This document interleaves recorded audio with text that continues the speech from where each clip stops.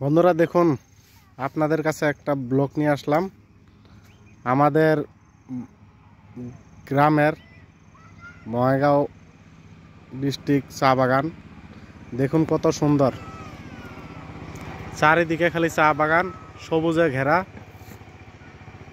খুব ভালো লাগলো। দেখুন এই যে হলো চা বাগান।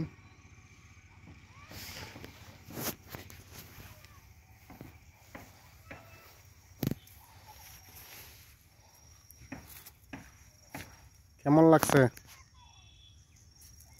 দেখুন, চারিদিকে খালি চা বাগান আর চা বাগান।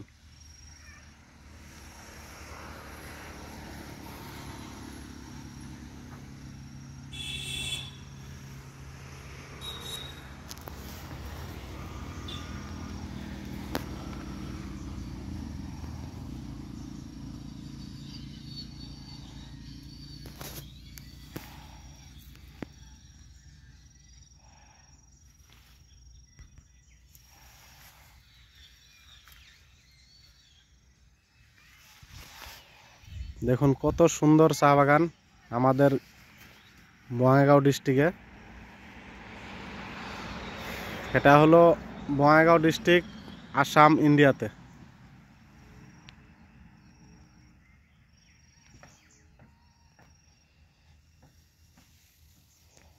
দেখুন কত সুন্দর পাতাগুলো।